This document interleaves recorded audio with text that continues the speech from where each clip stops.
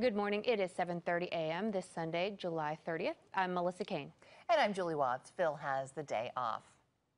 And we're following breaking news out of South Santa Clara right now. Police are on the scene of a fatal crash on southbound Highway 101 at Metcalf Road.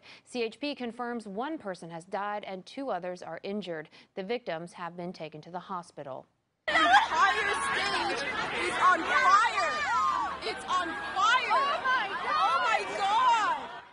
And new video of a terrifying scene as a huge stage goes up in flames. The fire happened during an electronic music concert in Spain last night. It began in a stack of speakers during a live stream of Tomorrowland Music Festival in Barcelona. Over 20,000 concert goers had to flee the area, and the festival was canceled. Spanish authorities say about 20 people were treated for minor injuries or anxiety, but no major injuries were reported. The cause of the fire is still under investigation. Developing news this morning, the body of a 54-year-old man was discovered in Milpitas. His death is being investigated as a homicide. Officers were called to a business on Windsor Street, south of Highway 237 yesterday morning. That's where they found the victim. Now, investigators have not released any other details on this case, but anyone with information is asked to contact Milpitas police. And a deadly crash involving a bicyclist and a light rail train.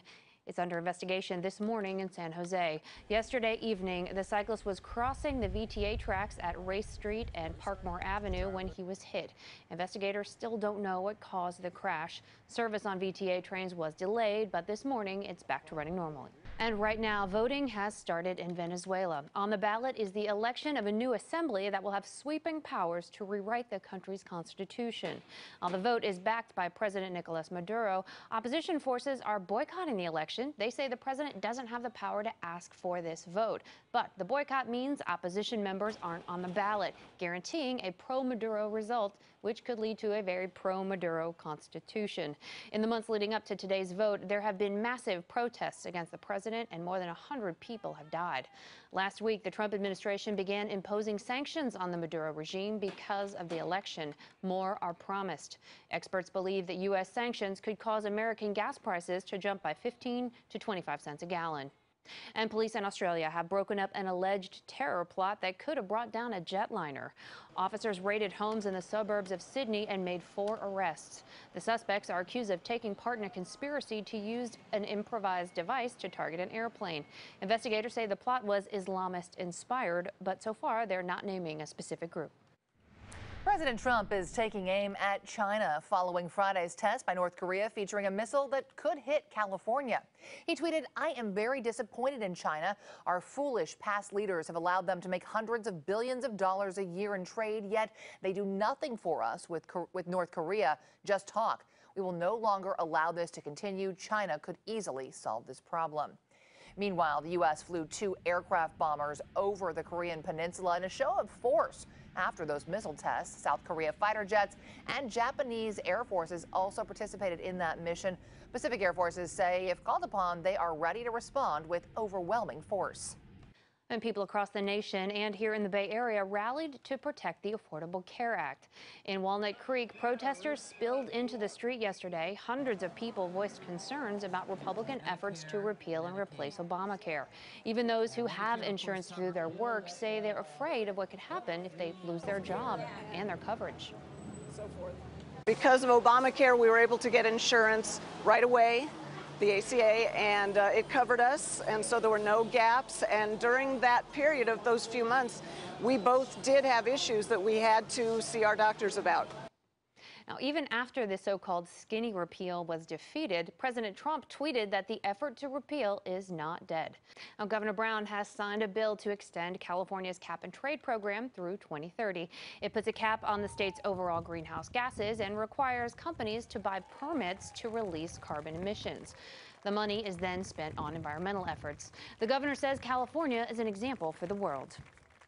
China is copying this cap-and-trade plan. Quebec has already joined. Ontario is coming in. Washington and Oregon, and I believe other states on the East Coast will follow. And then other states and nations of the world. A former Governor Arnold Schwarzenegger signed the first cap-and-trade bill in 2006, and he joined Governor Brown during the bill signing ceremony earlier this week. And the state legislature is in recess for a month, and while they're out, some students took over. The California Chicano Latin Youth Leadership Project held a mock assembly where they debated the gas tax. And after the debate, the students voted, and they voted against the tax, dramatically against the tax. 46 yeses and 73 noes. Ayes 46, noes 73 on the bill. The measure fails. Now, the very real California gas tax goes into effect in November. Now, President Trump will soon begin to push his agenda with the help of a new chief of staff. Reince Priebus is out, and Homeland Security Secretary General John Kelly is in. Author Chris Whipple has studied presidential chiefs of staff, and he says Priebus didn't have enough authority to control White House personnel or tell the president hard truths. But he did have experience with Congress on Capitol Hill. Priebus made rookie mistake after rookie mistake. Now, Kelly doesn't really know the Hill. Generals have not done well in this position. Priebus says he'll stay on for 2 weeks to help Kelly with the transition. Elaine Duke has been named acting Secretary of Homeland Security. Crews are busy keeping a wildfire from spreading. The blaze broke out 120 miles east of San Francisco near Jamestown in the Gold Country. Mandatory evacuations are already underway. The fire started just before 2 yesterday afternoon and has grown to 600 acres. One man saw it get within a dozen feet of his home.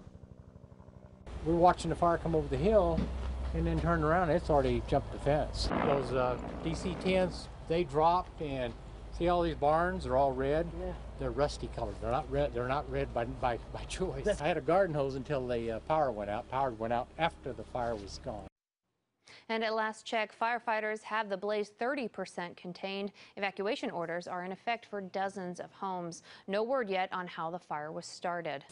And after weeks of firefighters battling flames in Mariposa County, the Detweiler fire is now 85% contained.